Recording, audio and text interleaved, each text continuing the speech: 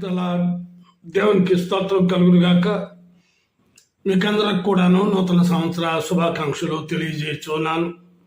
దేవుడు మీ కుటుంబాలను మీ పరిచర్యలను ఆశీర్వదించును గాక. మీరు సహకరించున్న విధానం బట్టి దేవునికి కృతజ్ఞతాస్తుతులు చెల్లించుకుంటున్నాను.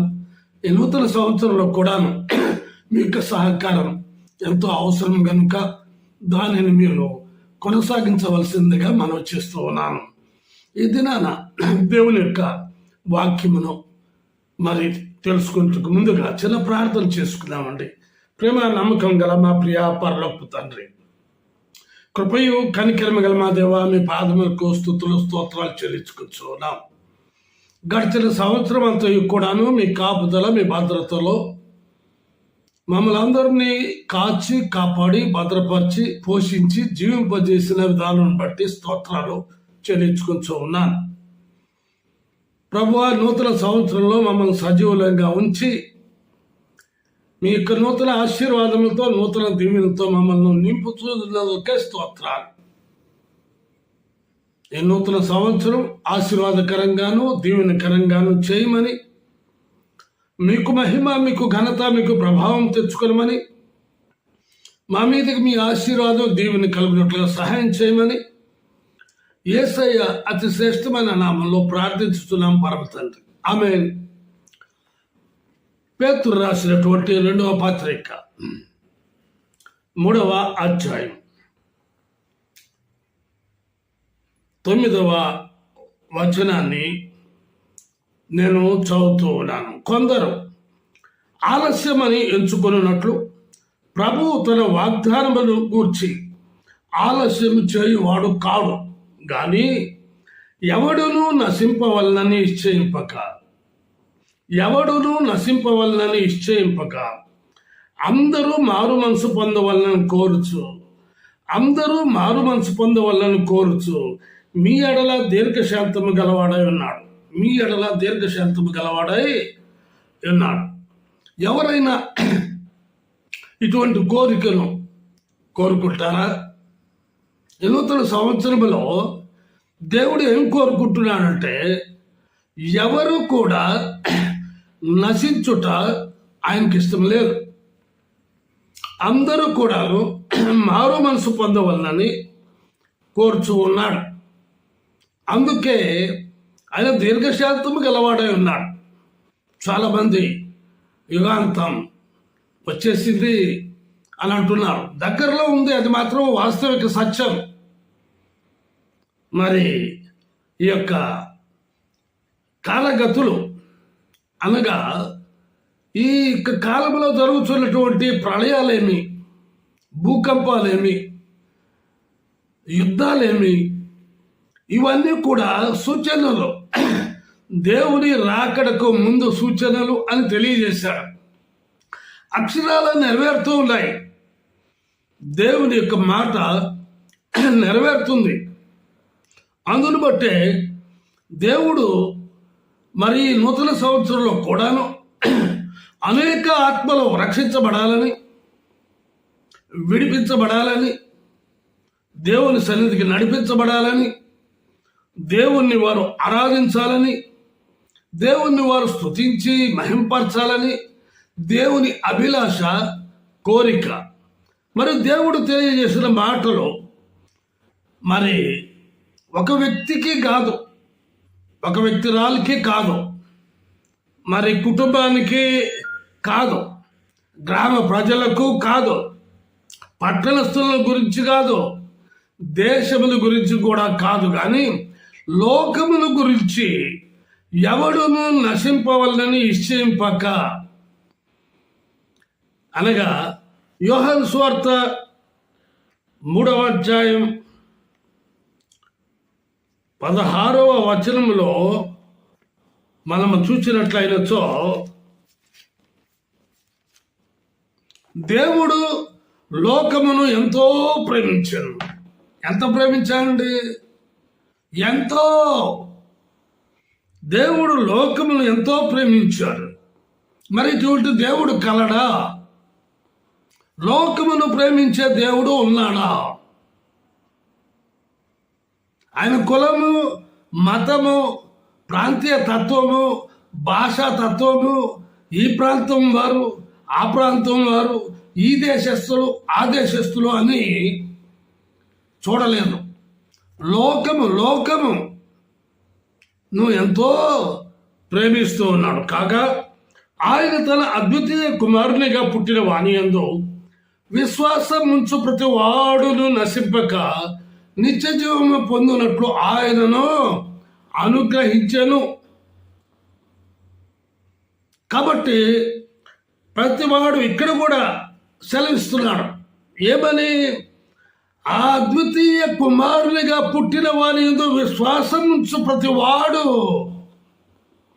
నశింపక నిత్య జీవము పొందినట్లు ఆయనను అనుగ్రహించను.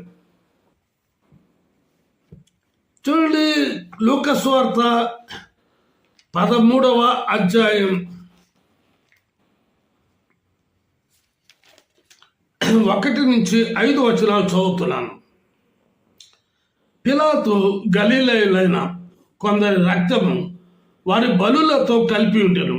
ఆ కాలమున అక్కడ ఉన్న కొందరు ఆ సంగతి యేసుతో చెప్పగా ఆయన వారితో ఇట్లనెను, ఈ గలిలయులు అట్టి హింసలు పొందినందున వారు గలిలయులందరికంటే పాపులని మీరు తలంచుచున్నారా? కారని మీతో చెప్పుచున్నాను, మీరు మారు మనసు పొందని ఎడల మీరందరూ అలాగే నశితురు.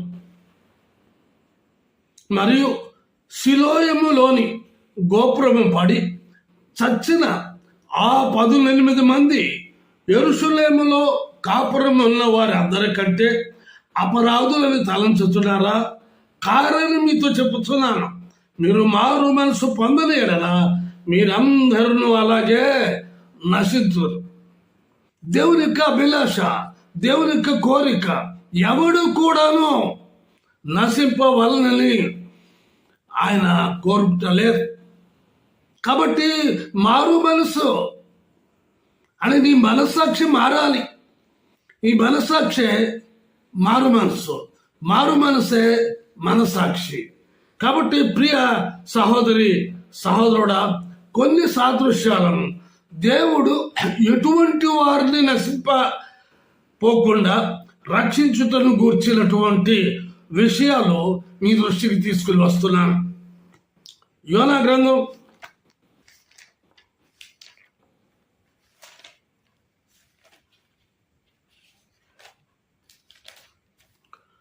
1వ అధ్యాయం 1-2 వచనాలు చదువుతున్నాను.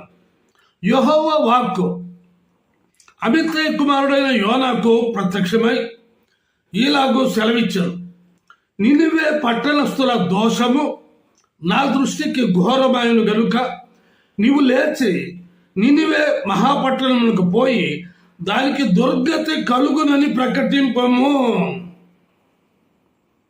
నినివే పట్టణస్థులు నశించడం ఆయనకి ఇష్టం లేదు.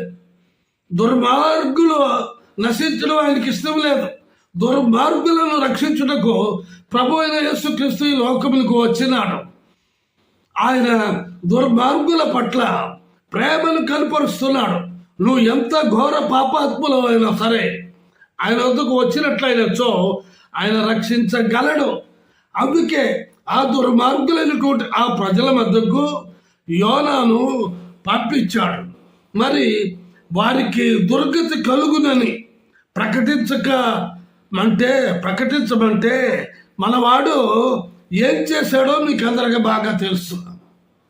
3వ వచనం, యెహోవా సన్నిధిలో నుండి తర్షీషు పట్టణములకు పారిపోవాలని యోనా యొప్పేకు పోయి తర్షీషులకు పోవు ఒక ఓడను చూచి ప్రయాణములకు కేవు ఇచ్చి యెహోవా సన్నిధిలో నిలువక ఓడవారితో కూడి తర్షీషులకు పోవుటకు ఓడ ఎక్కెను. My dear brother and sisters, నా ప్రియమైన వారలారా, దేవుని మాటను ఉల్లంఘిస్తే ఆ ఉల్లంఘించిన వారికి దుర్గతి పడుతుంది. దేవుడు యోనాకేం చెప్పాడు? దుర్మార్గులకు పోయి స్వార్థ చెప్పు, దుర్మార్గులకు మరి వారికి దుర్గతి పడుతుందని చెప్పు, మరి వారు నశించిపోతారు, పాతాళములకు వెళ్ళిపోతారు అని తెలియజేయమంటే మనవాడు మరి ధైర్యస్తుడే, దేవుని మాట తూచా తప్పకుండా నడిచేవాడే. కానీ మరి అతడు నినివే పట్టణానికి బదులుగా తర్షీషుకు పారిపోతున్నాడు. ఏం జరిగిందో చూడండి, 9వ వచనం 10వ వచనం. అతడు వారితో ఇట్లనను, నేను హెబ్రీయుడను, సముద్రమునకును భూమికి సృష్టికర్తయ్యి ఆకాశమందుండు దేవుడు అయ్యున్న యెహోవా యందు నేను భయభక్తులు గలవాడనై ఉన్నాను. తాను యెహోవా సన్నిధిలో నుండి పారిపోచున్నట్టు అతడు ఆ మనుషులకు తెలియజేసి ఉండెను గనుక వారు ఆ సంగతి తెలుసుకొని మరింత భయపడి నీవు చేసిన పని ఏమని అతని అడిగేవి. దేవుడు ఊరుకుంటాడండి. దేవుడు ఒక పని చెప్పాడు. ఆ పని చెప్పినప్పుడు ఆ పని నువ్వు చేయకపోతే నీకే ఆ దుర్గత పడుతుంది. కనుక యోనా దేవుడు చెప్పిన మాట ప్రకారం నడుచుకొనక మరి ఆ విరుద్ధముగా వేరుగా జీవించిన కారణాన ప్రళయాన్ని సృష్టించాడు. ఆ ప్రళయం మనవాడు మరి ఆ ఓడ అడుగు భాగమున నిద్రపోతున్నాడు, గాఢ నిద్ర. చెప్తున్నాడు, పోయి నీకేం వచ్చింది, వాళ్ళు చీట్లేశారు, వాళ్ళంతా వెతికారు, ఇంకొకడు కనపడలే. వారి కోసం వెతికిన తర్వాత ఎవరు నువ్వు, ఎక్కడి నుంచి వస్తావు, ఎక్కడికి పోతున్నావు, ఏంటి అని అడిగినప్పుడు స్పష్టంగా నిజాన్ని చెప్తూ ఉన్నాడు. ఏమని? అప్పుడు వారు సముద్రం పోగుతున్నది, తుఫాను అధికమవుతున్నది, సముద్రం మా మీదకి రాకుండా నిమ్మలించున్నట్లు మేము నీకేమి చేయవల్లని అతని అడుగగా యోనా 12వ వచనం, నన్ను బట్టియే ఈ గొప్ప తుఫాను నీ మీదకి వచ్చినని నాకు తెలిసి ఉన్నది. యోనాను బట్టి అన్ని జనాంగమైనటువంటి వారు ఓడలో ప్రయాణించే వారికి కూడా ఆ విపత్తు, ఆ ఉగ్రత వారి మీదకి వచ్చింది. చూడండి, గమనించినట్లయితే 14-15 వచనాలు. కాబట్టి వారు నీ చిత్త ప్రకారముగా నీవే దీని చేస్తేవి, ఈ మనుషుని బట్టి మమ్మను లయము చేయకుందువు గాక, నిర్దోషిని చంపితి రన్న నేరము మా మీద మోపకుందువు గాక అని యెహోవాకు మనవి చేసుకొని యోనాను ఎత్తి సముద్రంలో పడవేయగానే సముద్రం పొంగకుండా ఆగేను. ఆ తర్వాత ఏం జరిగింది? 2వ అధ్యాయం 1-2 వచనాలు. ఆ మత్స్యము కడుపులో నుండి యోనా యెహోవాకు ఇలాగున ప్రార్థించను, నేను ఉపద్రవములో ఉండి యెహోవాకు మనవి చేయగా ఆయన నాకు ప్రత్యుత్తరం ఇచ్చాను. పాతాళ గర్భంలో నుండి నేను కేకలు వేయగా నీవు నా ప్రార్థన అంగీకరించి ఉన్నావు. ఎంత గొప్ప దేవుడు అండి. ఉపద్రవములో ఉండి యోనా ప్రార్థించుతుండగా దేవుడు ఆ ప్రార్థనను అంగీకరించి ప్రత్యుత్తరము దయచేశాడు. సహోదరుడా, నువ్వు దేవుని పనిని చేయకుండా నువ్వు వ్యతిరేకంగా నువ్వు నడుచుకున్నట్లయితే దేవుని ఉగ్రత నీ మీదకి వస్తుంది. అప్పుడైనా పాప క్షమాపణ పొంది ప్రభువా నన్ను క్షమించు, నిశ్చిత ప్రకారమే నేను నడుచుకుంటాను, ఆ పని చేస్తానని తీర్మానం చేసుకున్నట్లయినచో దేవుడు యోనాకు విడుదల కలుగు చేసినట్లుగా నీకును విడుదల కలుగు చేయును గాక. యోనా గ్రంథం 3వ అధ్యాయం 4-5 వచనాలు చదువుతున్నాను. యోనా ఆ పట్టణములో 1 దిన ప్రయాణమంత దూరము సంచరించు ఇక 40 దినములకు నినివే పట్టణము నాశనమగునని ప్రకటన చేయగా నినివే పట్టణపు వారు దేవుని యందు విశ్వాసముంచి ఉపవాస దినము చాటించి గనులేమి అల్పులేమి అందరినూ గోలిపట్ట కట్టుకొనిరి. ఆ సంగతి నినివే రాజులకు వినబడినప్పుడు అతడును తన సింహాసనం మీద నుండి దిగి తన రాజవస్త్రములు తీసివేసి గోలిపట్ట కట్టుకొని బూడిదలో కూర్చుండెను. మరియు రాజైన తానును ఆయన మంత్రులను ఆజ్ఞేయగా, ఒకవేళ దేవుడు మనసు త్రిప్పుకొని పశ్చాత్తప్తుడై మనము లైవ్ కాకుండా తన కోపాగ్ని చల్లార్చుకును గనుక మనుష్యులు ఏది పుచ్చుకొనకూడదు. పశువులు గాని ఎద్దులు గాని గొర్రెలు గాని మేయకూడదు, నీళ్లు త్రాగకూడదు. 9-10 వచనాలు చదువుతున్నాను. మనుషులందరూ తమ దుర్మార్గములను విడిచి తాము చేయు బలాత్కారమును మానివేయవలను. మనుషులేమి పశువులేమి సమస్తమును గోనెపట్ట కట్టుకొనవలెను. జనులు మనపూర్వకముగా దేవుని వేడుకొనవలెను అని దూతలు నినివే పట్టణంలో చాటించి ప్రకటన చేసేది. ఈ నినివే వారు తమ చెడు నడతలను మానుకొనగా వారు చేయుచున్న క్రియలను దేవుడు చూచి పశ్చాత్తప్తుడై వారికి చేయుదునని తాను మాట ఇచ్చిన కీడు చేయక మానెను. ప్రజల సంవత్సరంలో దేవుడు అట్టి కీడును చేయక అనేకులు రక్షించబడినట్లుగా కృప చూపును గాక. రెండవదిగా లూకా సువార్త 23వ అధ్యాయం. దొంగలు నశించుట ఆయనకి ఇష్టమే లేదు. 39-43 వచనాలు వరకు చదువుతున్నాను. వేలాడవేయబడిన ఆ నేరస్తులలో ఒకడు ఆయన్ను దూషించుచు, నీవు క్రీస్తువు కదా, నిన్ను నీవు రక్షించుకును, మమ్మను కూడా రక్షించమని చెప్పాను. అయితే రెండో వాడు వారిని గద్దించి, నీవు అదే శిక్షావిధిలో ఉన్నావు గనుక దేవునికి భయపడవా? మనకైతే ఇది న్యాయమే, మనము చేసిన వాటికి తగిన ఫలము పొందుతున్నాము గాని ఈయన ఏ తప్పిదమును చేయలేదని చెప్పి ఆయనను చూచి, యేసు, నీవు నీ రాజ్యములోనికి వచ్చినప్పుడు నన్ను జ్ఞాపకము చేసుకునమనెను. అందుకైన వానితో, నేడు నీవు నాతో కూడా పరదేశంలో ఉందని నిశ్చయముగా నీతో చెప్పుచున్నాను. చూడండి, మనము దుర్మార్గులు నశించుట. యోనా పట్టణమంతా రక్షించబడింది. ఎంతమంది అండి? 1,20,000 మంది కంటే ఎక్కువ జనాంగం. కృప కలిగిన దేవుడు కదా. ఈ నూతన సంవత్సరంలో కూడా ఏ పట్టణమైనా, ఏ గ్రామమైనా, ఏ దేశమైనా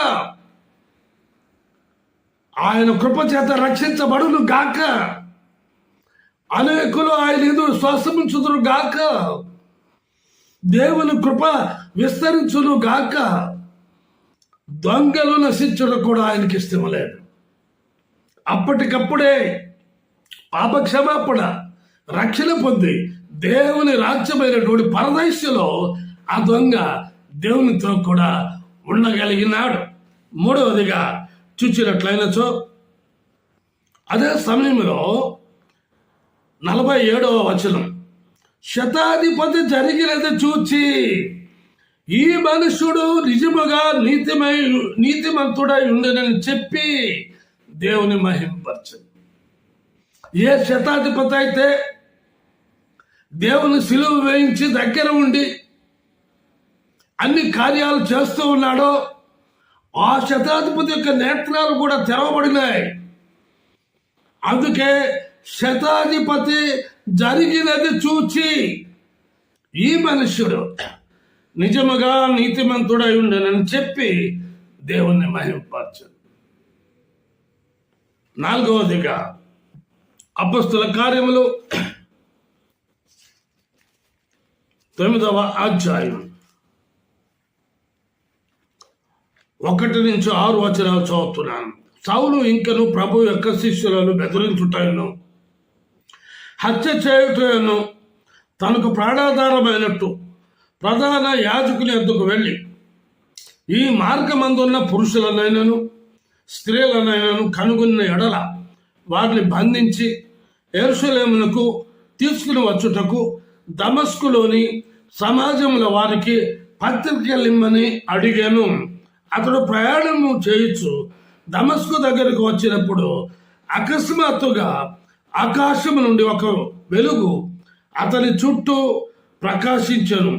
అప్పుడు అతడు నేల మీద పడి, సౌలా సౌలా, నీవేళ నన్ను హింసించుతున్నావని తనతో ఒక స్వరం పలుకుట వినెను. ప్రభువా, నీవెవడవని అతడు అడుగగా ఆయన, నేను నీవు హింసించుతున్న యేసును, లేచి పట్టణంలోనికి వెళ్ళును. అక్కడ నీవు ఏమి చేయవలెనో అది నీకు తెలుపబడినని చెప్పాను. రౌడీ షీటర్స్ రక్షించబడాలని దేవుని అభిలాష. రౌడీ షీటర్స్ నశించడం దేవునికి ఇష్టమలేదు. కనుకనే మరి ఈ ప్రధాన యాజకుల వద్దకు వెళ్ళి అధికారం పొంది దేవుని ప్రజలైనటువంటి వారిని హింసిస్తూ, వారిని కొడుతూ, వారిని గాయపరుస్తూ, వారిని బంధించి యెరూషలేములకు తీసుకుని వస్తున్నటువంటి తనకు దేవుడు దర్శనము ఇచ్చాడు. 10-16 వచనాలు చదువుతున్నాను. దమస్కులో అననీయ అని ఒక శిష్యుడు ఉండెను. ప్రభు దర్శనమందు అననీయ అని అతను పిలువగా అతను, ప్రభువా, ఇదిగో నేనున్నానన్నాను. అందుకు ప్రభు, నీవు లేచి తెరలు దనబడిన వీధికి వెళ్ళి యూదా అను వాని ఇంట తార్సు వాడైన సౌలు అని వారి కొరకు విచారించు. ఇదిగో అతడు ప్రార్థన చేయుచున్నాడు. అతడు అననీయ అని ఒక మనుషుడు లోపలికి వచ్చి తాను దృష్టి పొందినట్లు తల మీద చేతులు చూచి ఉన్నాడని చెప్పాను. అందుకు అననీయ, ప్రభువా, ఈ మనుషుడు యెరూషలేములో నీ పరిశుద్ధులకు ఎంతో కీడు చేసి ఉన్నాడని అతని కూర్చే అనేకుల వల్ల వీటిని ఇక్కడను నీ నామమును బట్టి ప్రార్థన చేయి వారందరినీ బంధించుటకు అతడు ప్రధాన యాజకుల వలన అధికారం పొంది ఉన్నాడని ఉత్తరం ఇచ్చాను. అందుకు ప్రభు, నీవు వెళ్ళును, అన్య జనుల ఎదుటను రాజుల ఎదుటను ఇశ్రాయేలుల ఎదుటను నా నామము భరించుటకు ఇతడు నేను ఏర్పరచుకున్న సాధనమై ఉన్నాడు. ఇతడు నా నామము కొరకు ఎన్ని శ్రమలను అనుభవింపవల్లో నేను ఇతనికి చూపుదునని చెప్పాను. కనుక ఈ నూతన సంవత్సరంలో నైనా భూలోకంలో నీవు సజీవులుగా ఉన్నప్పుడే ఆ ప్రభు అయిన యేసుక్రీస్తును నీ స్వకీయ రక్షకునిగా అంగీకరించినట్లయినచో నీవు ధన్యుడవు, ధన్యురాలు సుమా. దేవుడి మాటలు దీవించును గాక. చిన్న ప్రార్థన చేసి, ప్రేమ నమ్మకం గల మా ప్రియ పరలోక తండ్రి, మరొకసారి గతించినటువంటి 2024 సంవత్సరం బట్టి స్తోత్రాలు ప్రభా. నూతన సంవత్సరాన్ని ఆహ్వానిస్తూ ఉన్నాం ప్రభా. జనవరి నెల నుండి డిసెంబర్ నెల వరకు కూడా అద్భుతమైన ఆశ్చర్యకరమైన కార్యాలను జరిగించమని ప్రార్థిస్తున్నాం. అనేకులు ప్రభా రక్షించబడినట్లుగా ప్రభువా మీరు కోరినది ఏమిటో తెలియజేశారు. దుర్మార్గులు నశించడం మీకు ఇష్టం లేదు, దొంగలు నశించడం మీకు ఇష్టం లేదు, శతాధిపతులు అధికారులు దేవుని ఎరిగిన వారు నశించడం మీకు ఇష్టం లేదు, రౌడీ షీటర్స్ నశించడం మీకు ఇష్టం లేదు. ప్రభువా మీ వాక్య సత్యములను బట్టి అనేకులను మీరు ఇక రక్షణలోనికి నడిపించి వారు నశించిపోకుండా నిత్య జీవంలోనికి ప్రవేశించినట్ల మార్గం సుముఖం చేశారు. కనుక ఇంకను ఎరుగని వారు, తెలుసుకుని వారు, గ్రహించని వారు విశ్వసించి నమ్మి ప్రభువా అలాగూ వారు నశించిపోకుండానట్లుగా ఈ నూతన సంవత్సరంలో నూతనమైన కార్యము మీరు చేయుదురు గాక. ఆమేన్. తిరిగి వచ్చే వారం కలుసుకుందామండి. అంతవరకు సెలవు. దేవుడు మిమ్మల్ని దీవించును గాక.